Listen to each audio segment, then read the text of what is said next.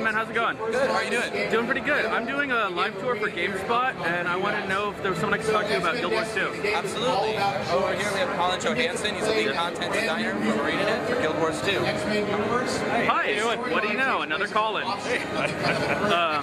So what was your title again? I'm the lead content designer on Guild Wars 2. Lead content designer. That's like an important job. That's more than just like sitting at a desk drinking soda. I try to do a little more than that every now and then. Yeah. Alright, so I got a lot of requests yesterday to come back and look at Guild Wars 2, which I kind of glossed over. So, what do you want to tell me about your game? I watched someone go ahead, hop on in there and play, man. Going on in the city, and we have the MRP. So, Guild Wars 2 is basically our next evolution from Guild Wars 1. The big idea here is that we've taken Guild Wars 1 was kind of a cooperative MMORPG. It was not a fully open, persistent world. Guild Wars 2 is a true open, persistent world. You'll be running around in the world with hundreds and thousands of other players at the same time. Kind of like the cities were in Guild Wars 1? Yeah, just like the cities, except the entire game is like that. Right. I played a little of the first one, and basically everything is an instance party kind of deal. So yeah, we definitely wanted to get rid of that sense. A big part of the design behind Guild Wars 2 is building a sense of community between our players. So having this open, persistent world, we've gotten rid of the traditional concept of basic MMO quests, where you walk up to a guy, you get a big old block of text you got to read. The guy says something horrible is happening in the world. You go over there and there's actually nothing happening. You kill some creatures, you come back and get a reward. Those kind of quests do not exist in Guild Wars 2. Instead, we've replaced them with dynamic events. You can actually see there's a dynamic event going on right here, right now, where pirates are trying to hold this village captive, and they're trying to hold them for ransom, and they're basically trying to blow up the village and saying, hey, you need to pay us money to get us out of here. And you're trying to kill the pirates and drive them out of here before the villagers cave in and pay the money. This is an event that happens for everybody in the game at the same time. Everyone can join in and take part in this. And the event dynamically scales, so the more players that are here doing it, the more pirates that are going to show up, the harder the pirates get. So the event gets more interesting and fun no matter how many players are here. That's really cool. And that's part of building that sense of community. Also, the events have impacts on the world. So a traditional MMO quest, it happens and ends, and nothing in the world actually changes. It doesn't mean anything.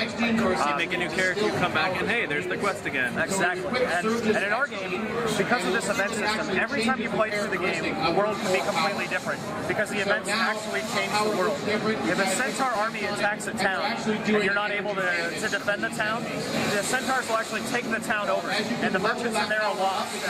All the stuff that's in there is lost to the players. And a new event kicks off to liberate the town and bring it back. If you're unable to do that in an amount of time, the Centaurs start spreading out around the world, and new events kick off, and they start attacking other locations. They start going into a forest and chopping down trees and building siege weapons out of those trees, and they bring them back to defend the town they took over. So these events actually change and persist and spread out across the world to make the world constantly changing for all the players that are in it. That's really cool. So I'm looking at the kind of skill set this character has. What can you tell me about the classes available in this game? So we have 8 professions in Guild Wars 2. We've announced 7 of them so far. There's the Ranger, the Elementalist, the Warrior, the Necromancer, the Thief, the Engineer, and the Guardian, and 1 unnamed profession at this point. The one we're seeing right now is the Elementalist, and the Elementalist's abilities in combat is to, basically they have different attunements that they can swap between. So you just saw him swap in combat from fire attunement to air attunement, and he basically gets a completely different first 5 skills on his skill bar based on those attunements he's swapping between. This allows him to basically change the role and change the abilities he has in combat, so he can play a different way and have different abilities that he's swapping between. Alright. So what kind of healer class is there? I didn't hear you name one. So there is no dedicated healing class in Guild Wars 2. There are no monks, there are no priests, nothing like that. One of the reasons we did this is we want to get rid of the concept of the Holy Trinity in a typical MMO. We think people hate that moment where you're trying to form a group, you've got 7 players, and you need that extra player, and you need a monk, and you're like, oh, we need a healer. And your buddy's like, I don't want to play a healer, I just want to play with you guys. And you have to tell him, no, you can't play with us, and you sit around for 45 minutes trying to find somebody to play the healer. We're getting rid of that concept entirely. Instead, characters in our game game, all of the professions. You can constantly change abilities and things they're capable of doing in combat while they're playing through the game, so that you're reacting to the scenarios the game is presenting to you, and you don't need any one specific set of rules. Instead, everybody is capable of changing the abilities and positioning that they place in combat, so you're reacting to the combat, and everybody's working together with the professions they have. Everybody has a dedicated healing skill 6 on their bar, so they're able to help keep themselves alive, and then they have skills that help support other players, but they cannot directly target and heal other players. The only healing in the game is buffing is untargeted heals that provide like AoE heals, where you put a little ring down on the ground that people can see and run into it, but you're never selecting other players, so you're never... That's actually really cool. It helps get away from playing the UI, you know, in a traditional MMO combat. And really, that's kind of where all the MMOs are going, which I'm finding is a really refreshing change. It stops being this push the button when the cooldown's done and wait for the game to catch up, and becomes more of a game that you're playing. Yeah, you know, if you play a great action game, if you stop and think about where you're looking all the time, you're watching what's going on the screen. It's more immersive. You're watching the actions and things they're doing. And in Guild Wars 2, we're trying to do the same thing. You know, you're watching the things that enemies are doing on the screen. You're watching what your allies are doing. You're not sitting there watching UI bars move up and down all day and watching little icons appear and disappear. You're really paying attention to the action on the screen. And it just makes the game much more immersive. It makes combat feel like it's real. You know, you can see just watching him play, you can move when you're using all your skills. You can dodge out of the way of attacks and avoid projectiles. He's swapping between all these attunements and abilities, and it makes combat real visceral. It just feels like it's a real meaty thing that you're a part of. Awesome. One other question I had about the classes. Now, in Guild Wars 1, you basically had your main class and a subclass. Is that going to return? No, in Guild Wars 2, you have one core profession. And that's to help basically provide a sense of, this is the thing that I want to be. I want to be a pet class, then you're the ranger. I want to be the summoner class, you're the necromancer. I want to be the elemental class, and based on elements, you're the elementalist. And you're able to look at that class, understand basically the kind of trope that class is, and have that. Another benefit to having that, instead of having the mixed professions, is it allows us to balance the game and understand exactly what you're able to do. And we're able to make sure that people don't make really, really bad builds by combining bad professions together.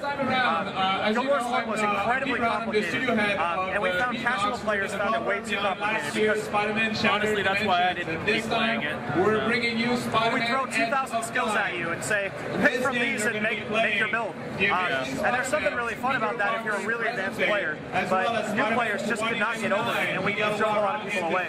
So instead, the first 5 skills on your skill bar in Guild Wars 2 are based on the weapon that you use. And so we can help guarantee that way that, hey, you actually are going to have skills that work really well together based on the weapons that we give you. And then the remaining skills are the ones that work like a traditional Guild Wars 1 bar, where you actually have a list of skills you can pick from, and you basically make your build with those. And then you have the ability, so many professions can swap weapons in combat. So a warrior, you might have 2 axes, and your first 5 skills are your 2 axe skills. And then you can swap to a bow, and suddenly you're a ranged character, and you're able to fight from the back line, and you're just as effective as a ranged character as any other professions.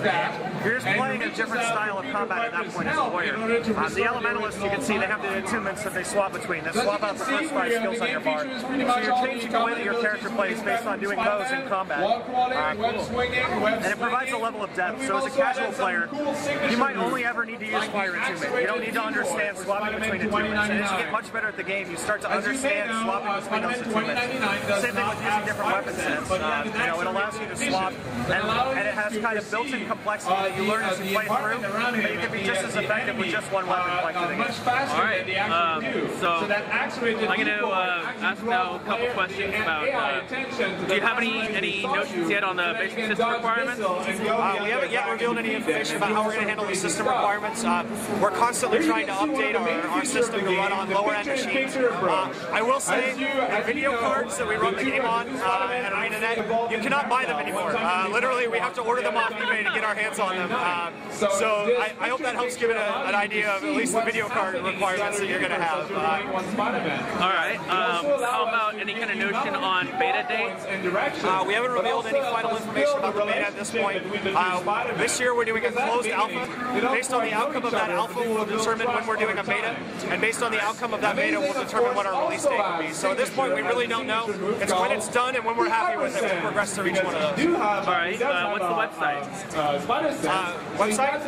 Website is guildwars2.com. Guildwars2.com. You were also calling, just like me. I had a lot of fun talking to you guys, and hopefully this all keeps working out for you. Thanks very It much. looks like a really great innovation in the Guild Wars gameplay. Awesome. Thank you, Colin. All right, thank you very much.